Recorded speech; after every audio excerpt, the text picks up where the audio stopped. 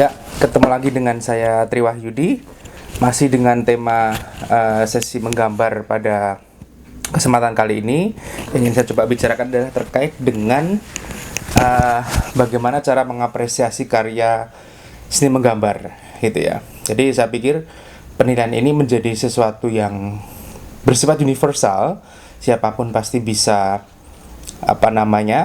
menggunakan bentuk apresiasi ini, karena memang pada prinsipnya karya seni rupa pun mengapresiasi karya seni rupa itu juga menggunakan konsep seperti ini, gitu ya. Saya pikir sesuatu yang akan saya sampaikan ini nanti juga bisa dipakai untuk membuat cara, gitu ya, bagaimana cara mengapresiasi karya seni rupa, gitu ya. Apalagi terkait dengan seni menggambar, saya pikir sangat menarik sekali apabila proses ini juga kita bisa pakai, bisa kita apresiasi, gitu ya. Dan bahkan ini bisa kita jadikan salah satu strategi analisis untuk menilai seberapa jauh persoalan estetika ataupun artistika dalam melihat sebuah karya seni rupa, gitu ya. Ya, saya pikir menggambar bentuk adalah atau karya seni menggambar adalah sesuatu yang sangat menarik sekali, yang juga menjadi elemen dalam sebuah karya seni rupa, gitu ya.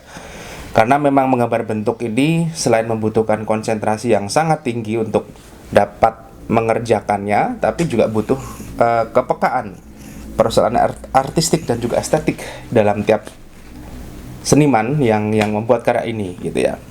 Nah, saya ingin mencoba memberikan bagaimana caranya melihat sebuah karya ini bisa kita katakan baik atau bisa kita katakan cukup menarik, gitu ya, secara artistik, secara konsep ataupun secara visualnya.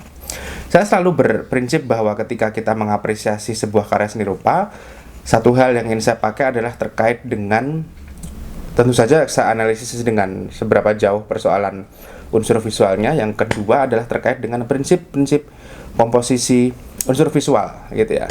Nah, dalam sesi kali ini ingin saya sampaikan adalah terkait dengan satu, yaitu komposisi. Ini poin komposisi ini saya jadikan poin pertama dalam melihat kualitas estetik ataupun artistik dari karya seni menggambar, gitu, ataupun karya seni rupa yang lain, gitu ya. Penilaian pertama pada karya gambar bentuk atau karya seni menggambar adalah dengan melihat komposisi objek gambar. Komposisi objek gambar atau proporsi objek gambar, gitu ya. Yaitu tata letak benda di tengah-tengah bidang gambar, yaitu yang terlihat seimbang ataupun wajar. Objek gambar terlihat tidak terlalu kecil atau tidak terlalu besar. Ini dalam prinsip komposisi kita sebut sebagai balance, gitu ya. Objek gambar tidak terlalu kecil atau tidak terlalu besar jika dibandingkan luasnya dengan bidang gambar. Posisi kertas ataupun bidang gambar baik secara horizontal maupun secara vertikal menunjukkan kecenderungan objek gambar yang terkesan melebar ataupun meninggi, gitu ya. Yang saya maksud dalam sesi ini adalah terkait dengan penyusunan dari proporsi, gitu ya.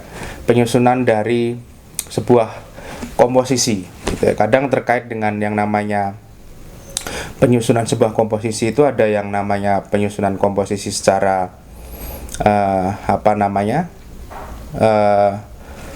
secara umum, gitu ya, ataupun secara unik atau khusus. Karena saya pikir tiap komposisi tidak bisa kita samakan dengan bentuk yang sangat formal atau biasa saja. Terkadang yang namanya sebuah karya seni juga harus dikomposisikan menjadi suatu komposisi yang memang tidak berada di tengah-tengah atau tidak berada di satu titik yang sangat secara umum bisa kita lihat sebagai karya yang sangat simetris, gitu ya. Tapi kadang-kadang bentuk asimetris juga bisa memunculkan sebuah karakter atau karya yang cukup menarik, seperti itu. Kesalahan yang sering terjadi pada bentuk seni menggambar atau mungkin karya-karya seni menggambar bentuk yang dibuat oleh seniman itu adalah kadang-kadang setiap seniman, mahasiswa ataupun desainer selalu menampilkan objek gambar yang cenderung melebihi bidang gambar tanpa diperhatikan persoalan komposisinya, gitu ya. Tapi posisi gambarnya masih terkesan atau bidang gambarnya jauh lebih mendominasi daripada bentuk objek yang ingin ditampilkan, gitu ya. Saya selalu menggunakan satu konsep teori seperti ini, bahwa jangan sampai kalau kita membuat sebuah komposisi, jangan sampai bidang gambarnya justru menjadi yang lebih dominan daripada objek utamanya. Keduanya harus proporsional, dan bahkan yang paling penting adalah objek utamanya itu menjadi yang lebih dominan daripada bidang gambar yang saya maksud, gitu ya.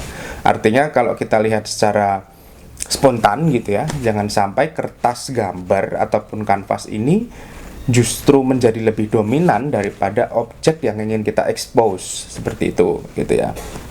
Ya, tadi misalkan terkait dengan komposisi, selanjutnya adalah terkait dengan proporsi. Ini adalah saya jadikan menjadi penilaian kedua, karena ketepatan proporsi objek sesuai model yang ditiru, proporsi benda, proporsi objek apapun, gitu ya, menjadi perhatian yang paling penting dalam hal peletakan objek di dalam bidang gambar, karena proporsi ini saya artikan sebagai perbandingan ukuran antara bagian yang satu dengan bagian yang lain. Oleh karena itu disebut juga sebagai sebuah prinsip perbandingan. Prinsip proporsi berkenaan dengan pertimbangan besar kecil, luas sempit, panjang pendek, atau tinggi rendahnya bagian satu dengan bagian yang lainnya. Seperti itu. Dalam seni rupa, proporsi ini yang lebih penting adalah proporsi pada objek karya itu sendiri. Perbandingan ukuran elemen-elemen yang membangun suatu objek itulah yang paling utama. Nah, ini misalnya ada sebuah gambar botol, akan dilihat perbandingannya antara tinggi dan lebar botol, panjang leher botol dibandingkan dengan tinggi botol, dan sebagainya. Nah, saya pikir proporsi ini juga bisa menjadi salah satu faktor pertimbangan bagaimana kita bisa menganalisis dari karya menggambar bentuk atau seni menggambar, gitu ya. Yang ketiga adalah ketepatan bentuk. Penilaian ketiga pada gambar atau seni menggambar adalah tentang ketepatan bentuk objek gambar sesuai model yang ditiru. Tentu saja kita melihat dari definisi dari seni menggambar itu sendiri, yaitu mencoba untuk memindahkan objek, gitu ya. Benda-benda yang kita temukan dalam kehidupan sehari-hari sudah dikenal banyak oleh si pengamat, sehingga dapat ditebak dengan jelas benda apa yang dilihatnya. Misalkan seseorang menggunakan satu objek botol minuman, secara otomatis ketepatan bentuk dari bentuk botol minuman ini, seseorang apresian ketika melihat karya itu juga harus mempunyai kesan yang sama. Artinya kalau misalkan objeknya gambar botol, seorang apresian juga harus melihat bahwa objek gambar itu adalah sebuah botol, seperti itu. Makanya ketepatan bentuk juga menjadi salah satu analisis yang saya pakai untuk melihat karya seni menggambar ini apakah menjadi karya yang menarik secara estetik ataupun artistiknya atau tidak, seperti itu. Yang keempat adalah perspektif. Perspektif ini adalah sangat mendukung sekali sebenarnya konsep perspektif ini untuk menghasilkan sebuah ketepatan bentuk, karena hal ini tampak jelas kalau misalnya kita bisa melihat benda-benda kubistis di mana garis sejajar dengan bidang datar akan menuju ke sesuatu titik hilang. Artinya kalau saya sebut perspektif berarti kesan kedalaman dalam suatu karya, kesan pandangan ke dalam suatu karya antara besar, kecil, tengah, dan juga tinggi itu kelihatan sangat proporsional sekali, gitu ya. Kadang-kadang kesalahan dari seorang seniman, mahasiswa seni rupa ataupun siapapun itu adalah penalaran logikanya. Penalaran logika itu adalah bahwa misalkan kita melihat satu objek yang ada background objek utama dan juga objek pendukungnya, peletakannya terkadang sangat cukup fatal kadang-kadang, gitu ya. Nah, ini logikanya adalah misalkan benda yang ada di bagian depan tentunya akan berbentuk sedikit lebih besar daripada yang paling belakang. Yang paling belakang adalah tentunya objek itu sedikit lebih kecil daripada yang depan. Nah, itulah yang namanya bentuk perspektif, seperti itu. Nah, saya pikir ada beberapa, gitu ya, yang kita dapat jadikan cara menganalisis atau melihat bagaimana membuat karya menggambar bentuk, dan salah satunya yang paling penting, salah satunya adalah menurut saya adalah di satu pernyataan yang namanya kita memakai konsep gelap terang. Nah, ini adalah penilaian yang dapat kita jadikan analisis untuk bagaimana melihat karya seni menggambar ini menjadi lebih dominan. Karena kalau misalkan saya berbicara gelap terang, berarti kesan yang akan kita muncul adalah dengan adanya sebuah volume atau efek 3 dimensi. Itu yang paling utama, karena salah satu syarat terjadinya keruangan dalam sebuah objek itu adalah terjadinya terjadinya transisi gelap terang yang cukup stabil, gitu ya. Adanya gelap terang itu berarti itu memunculkan efek yang namanya volume, seperti itu. Ya, terus kemudian salah satunya mungkin bisa kita lihat analisis yang lain, kita mungkin bisa memakai konsep plastisitas, yaitu adalah sebuah konsep atau kelenturan bentuk suatu objek yang tercipta karena adanya intensitas cahaya.